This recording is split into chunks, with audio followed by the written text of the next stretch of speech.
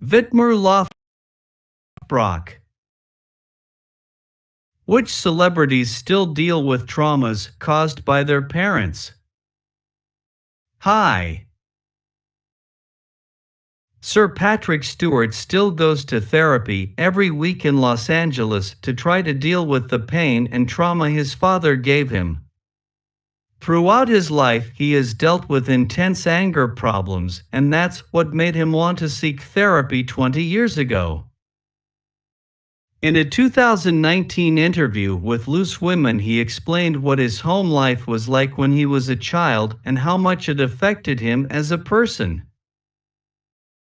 My brother and I lived with my mother and her sister across the road. We were treated so well. Suddenly there was this big, hairy man in the house.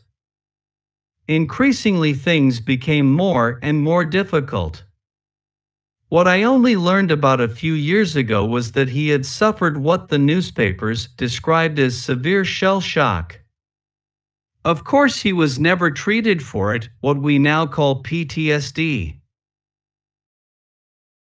He was a weekend alcoholic, and it was partly brought about because of his transformation from regimental sergeant major to basically a semi-skilled laborer with no authority at all. Monday through Friday he was dedicated to his work. He brought in a modest income. On Friday nights he would bathe in front of the fire, he would get himself dressed up, and he would drink for most of the weekend. He would come home from the pub or the working men's club. We would hear him singing. He loved to sing. The kind of songs he was singing would give us an advance warning of the mood he was in.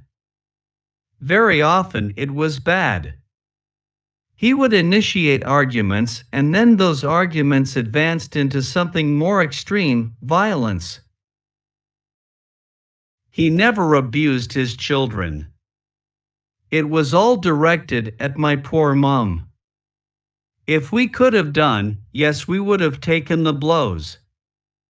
Standing between them would stop it. He would stand back. We became experts at knowing when the moment had arrived in the shouting, when we had to physically put our bodies between our mother and our father. Children should not have to become experts at this kind of thing, but we knew when violence was about to happen because we'd seen it so many times. I knew that all of our neighbors knew what happened in our house, and it humiliated me, shamed me.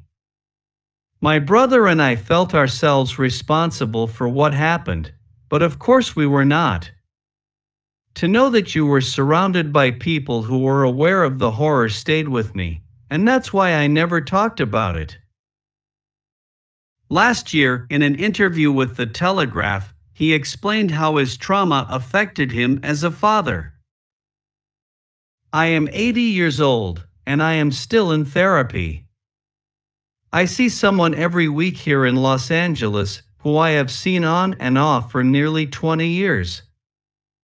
I'm still searching myself, still asking questions of myself, and that is certainly the case when I try to recall what it felt like to be in the middle of violence, and there being nothing I can do. I remember my son, who ended up being much taller than me, going nose to nose with me, arguing about something.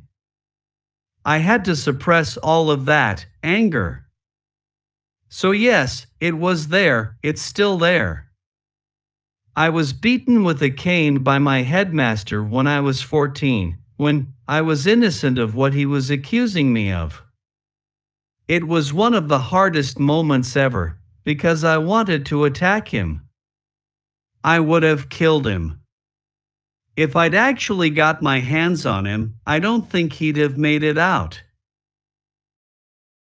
Hopefully he'll find peace within himself before he passes, and knowing that he won't to blame for what his father did was certainly a great step forward.